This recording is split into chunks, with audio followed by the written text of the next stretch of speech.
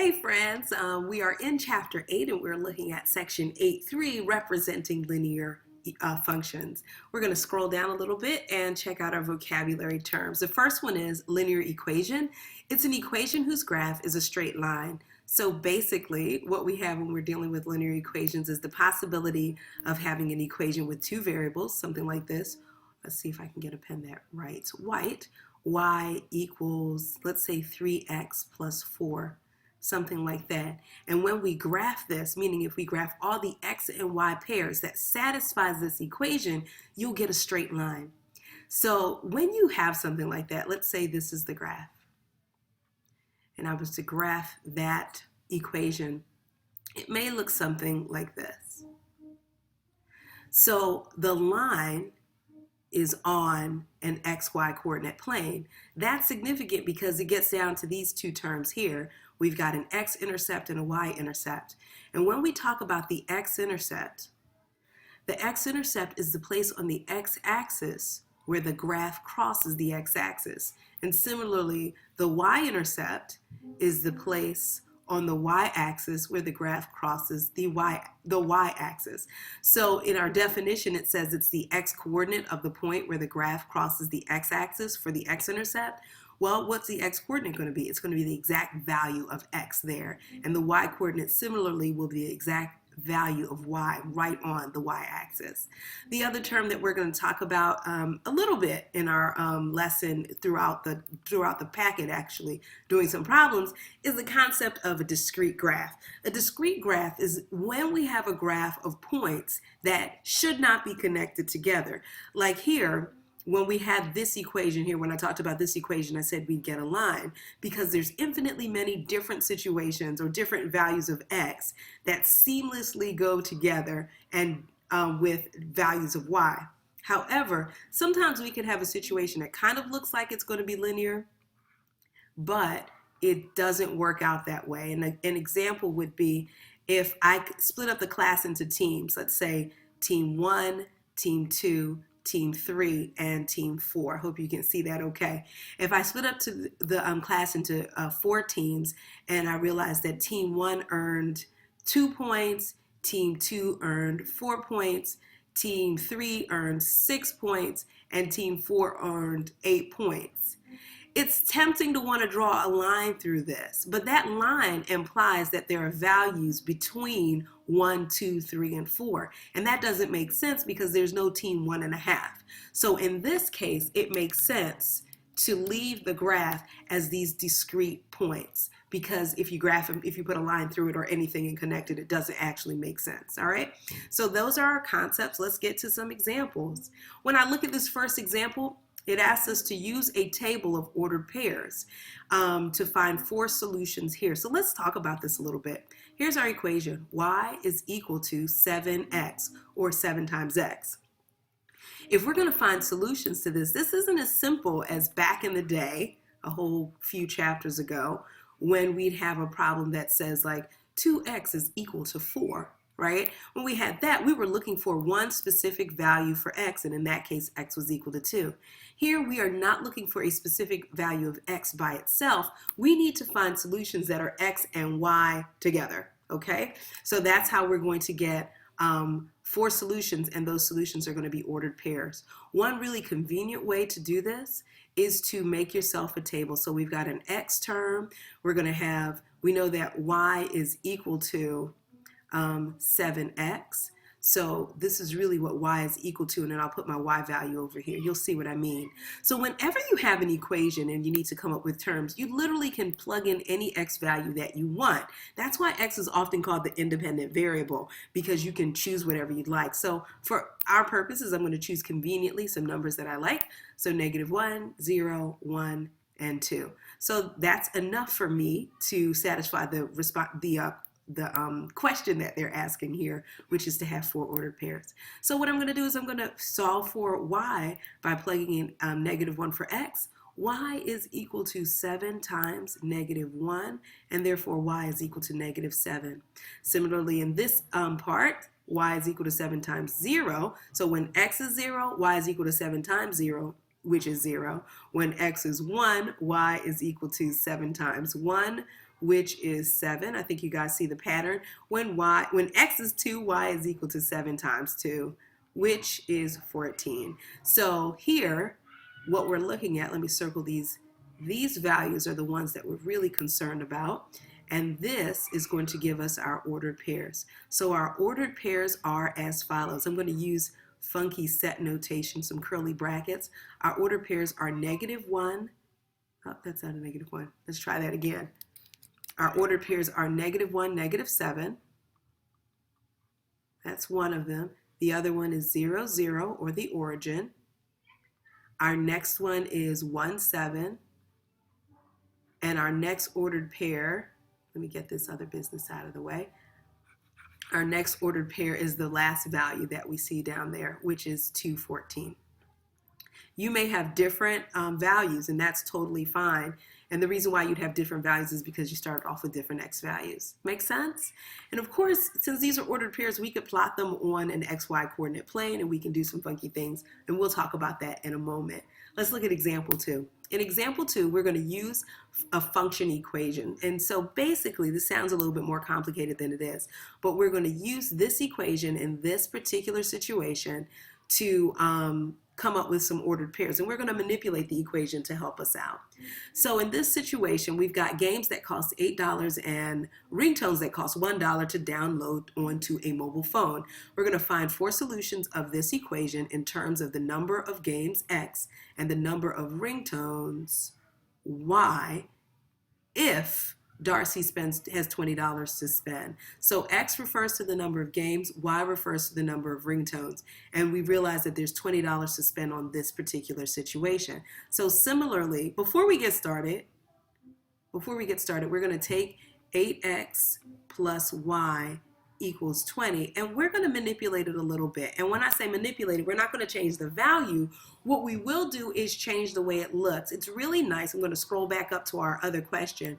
When we have an equation that's y equals something, it's really nice when we have an equation where one variable is isolated, particularly y, so we can plug in whatever values for x we want and then pop out the y value. So we're going to do the same thing here for example 2. So in order to isolate y, I'm going to have to subtract 8x on both sides, all right? And when I do that, I get that y is equal to -8x plus 20. Okay, and this equation, we're going to want to hold on to this guy. So I'm going to move him over here. So this is the same exact equation.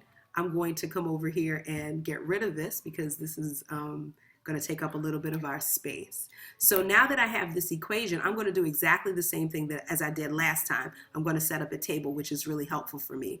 So my table will have x. It will have what y is equal to, which is -8x plus 20. And then it'll have the y value. Because remember, our goal is to have, in this case, what did they say, 4? Find 4 solutions. That's going to work for this. So draw my lines and get started. Let's choose some x values that make sense. So does it make sense to choose negative x values? Is there a way to buy negative games? No. So it makes sense for us to only choose positive x values. The other question is it possible for us to have fractional x values, right? So what does x refer to again? It refers to the number of games. Can you download half of a game? I guess if your computer system is, or your internet system is buffering and you only have half the game, that's one way, but that's never the goal. Nobody says, hey, let me buy half of a game. So we're not going to use fractional values. We're going to go 0, 1, 2, and 3. So those are 4 possibilities. So this possibility 0 says I buy no games. If I buy no games, how many y ringtones can I buy? So y in this case is equal to -8 times 0 plus 20. When I multiply -8 times 0, I get 0, and therefore y is equal to 20. So if I buy no games, I can buy 20 different ringtones. Let's try x equals 1. So if I buy one game, -8 times 1 plus 20, well, -8 times 1 is going to be a -8 plus 20 will bring us to a positive 12. So if I buy one game, let me roll this up a little bit. If I buy only one game, I can still buy 20 ringtones. And let's try for 2 games.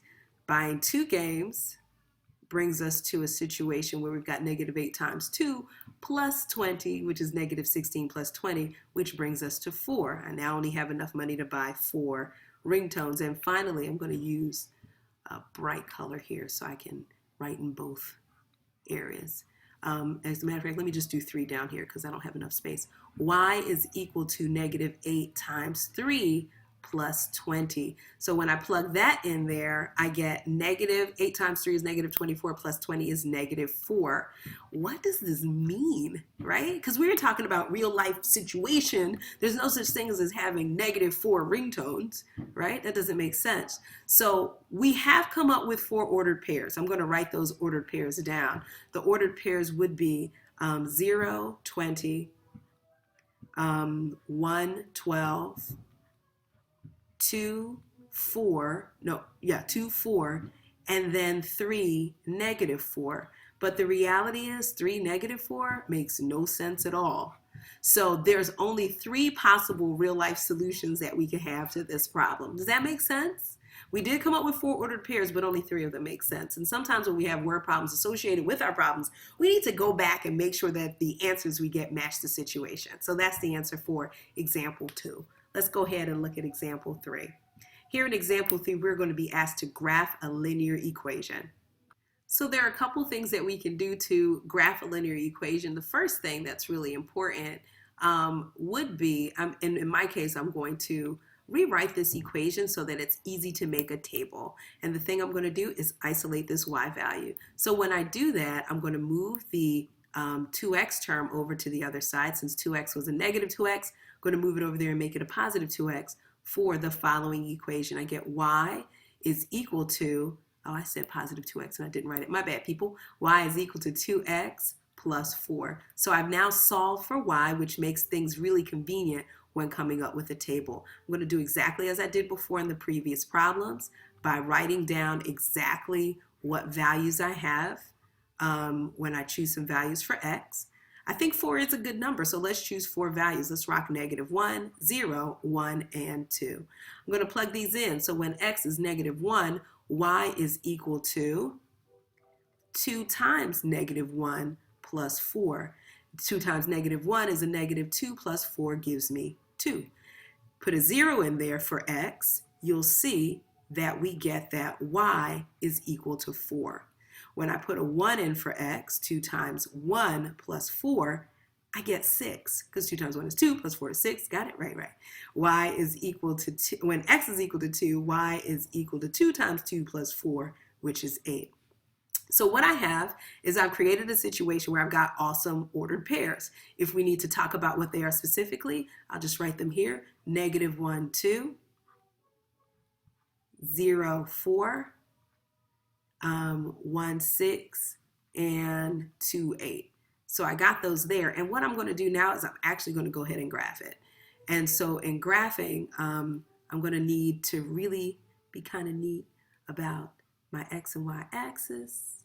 There we go. And let's see. Okay, so I made my x and y axis and I had to number it so that I can include all the x values on my x-axis. So I was really comfortable numbering by ones here, but then I had to number it so that I can include all the y values on my y-axis. And the y values are 2, 4, 6, and 8. So I chose to count by 2s. Notice I'm counting by 1s here and I'm counting by 2s here. That also means that I have to be consistent along the entire axis. And when I count down this way, these have to be counting by 2s. So this isn't negative 1, this is negative 2, negative 4, and because I can put it here, negative 6. So it is okay to count in different ways on each axis as long as you are consistent on both sides of the axis, all right? So now I'm going to plot my points. At negative 1, I'm supposed to be at positive 2. At 0, I'm at positive 4. At 1, I'm at positive 6. And at 2, I'm up here at positive 8. So I'm going to grab a line and see if I can connect the dots. That's not the line that I want. Let's try a white line. And that's good. And let's see what we can do. All right. So that's about right. That's the linear equation that I've created given this equation. All right. So I'll put little arrows at the end because it goes on forever. And there we have it. We did talk about discrete graphs, and we said sometimes it doesn't make sense to connect the dots, but it does in this case. Have a great one. I can't wait to talk to you guys soon. Take care.